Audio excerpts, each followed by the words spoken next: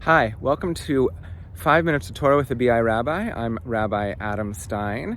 You can see I'm in a beautiful setting here. This is Shaughnessy Park. Sometimes people refer to it as the Circle Park, or it's really one of my favorite places in Vancouver.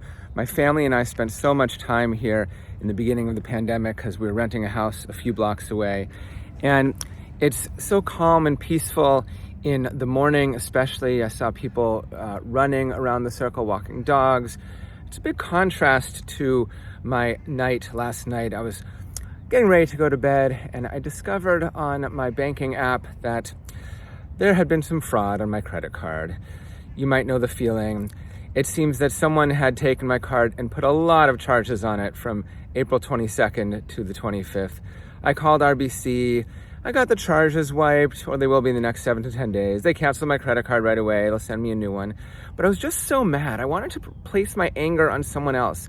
I became really enraged at the RBC representative that they weren't understanding why I was so mad. You guys, your fraud department, you should have caught this. Why didn't you? It's like I wanted a scapegoat. Not that I had done anything wrong or sinned.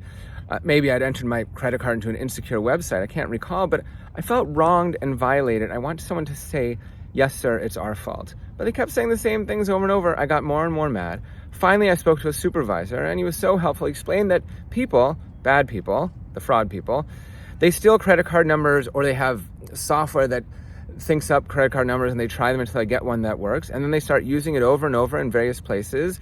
In my case, 5 to 10 Uber rides per day, expensive ones in the US, for several days.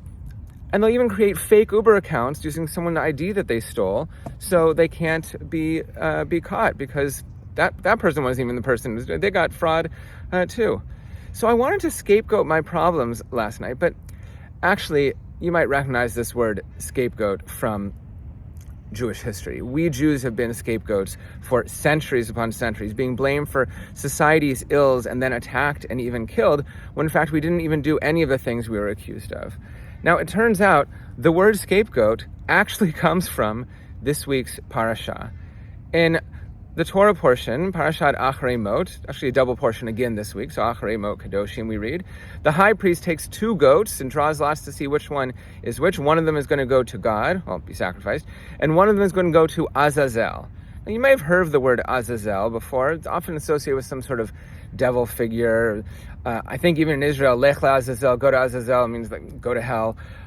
Sorry to say that, Israelis, but actually it seems like it might be a place. Go to hell, we say like going to a place called hell. But even in the Bible, it might be like a mountain. Rashi, our most famous commentator, says this in his commentary. He relates the etymology of the word to a rugged mountain with a steep cliff. He says it's a land which is cut up, because later on, about 15 verses later, it's called Eretz Gzeira, and he says Gzeira is a cut up place.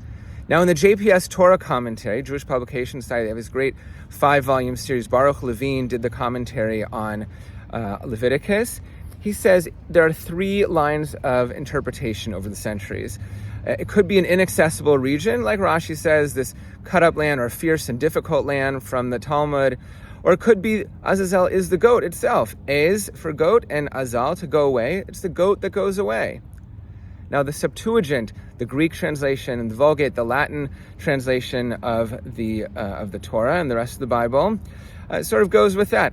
The goat that is dispatched, it's from a Hebrew phrase, it sort of escapes. And that actually is where we get scapegoat, the escape goat. And the third interpretation throughout the centuries is that actually is sort of a demonic ruler of the wilderness. We get these goat demons.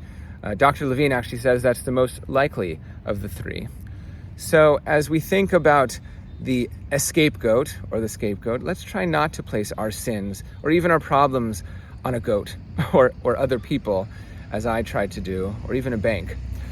Let's strive to take responsibility for our actions and our issues and try to make the best of them and make them better in whatever way we can.